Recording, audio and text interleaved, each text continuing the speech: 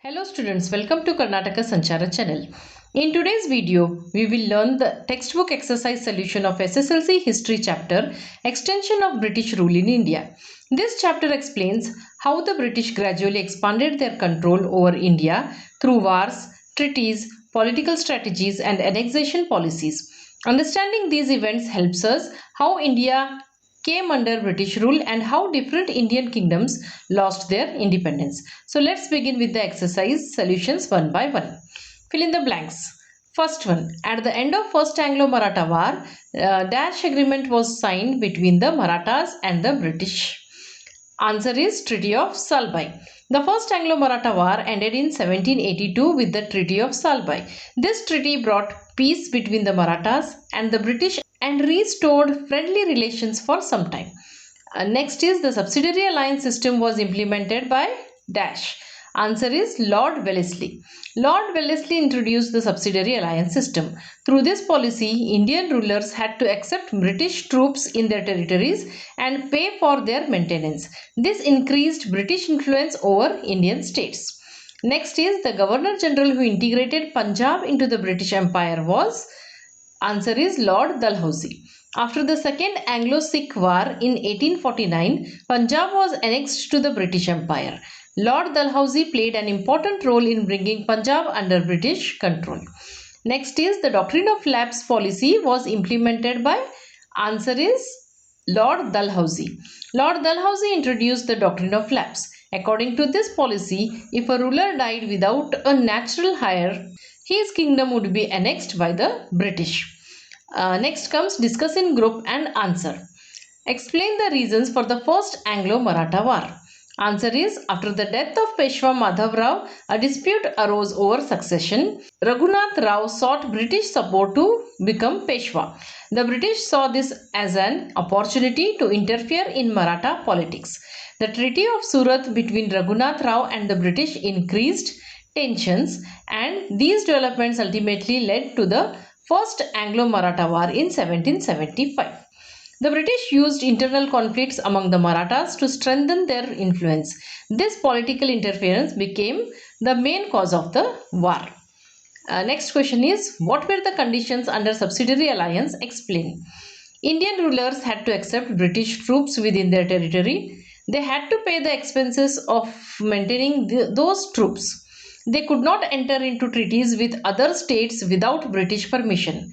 They could not employ Europeans without British approval, and a British resident was appointed in the ruler's court.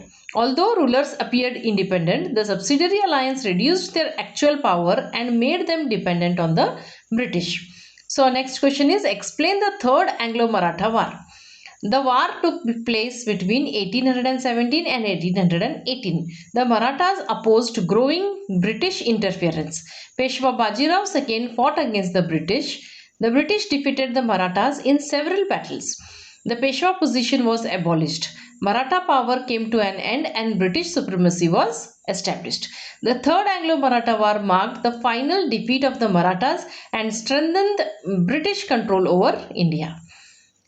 How did the Doctrine of Lapse support the expansion of the British Empire in India?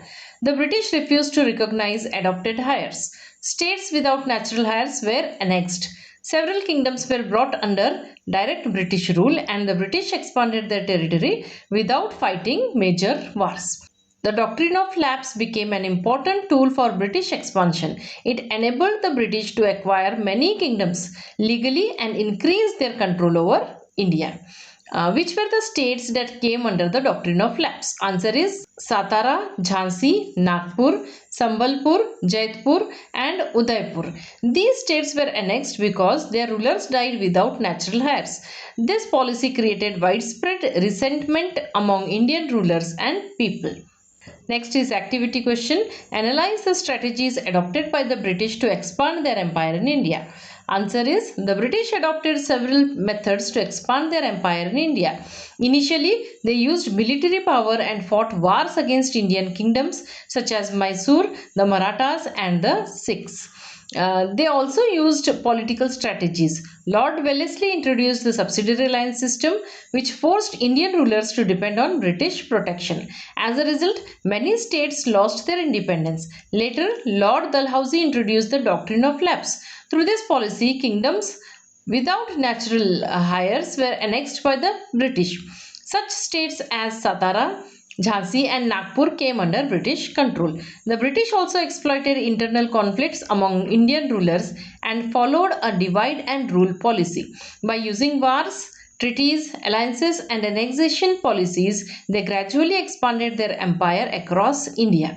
Thus, a combination of military strength and political strategies helped the British establish their rule over most parts of India. So students, these were the complete textbook exercise solutions for SSLC history chapter, extension of British rule in India. I hope this explanation helped you understand the chapter clearly and made your exam preparation easier. If you found this video useful, like the video, share it with your friends, subscribe to the channel for more SSLC history, geography, political science, economics and textbook exercise solutions. Thank you for watching.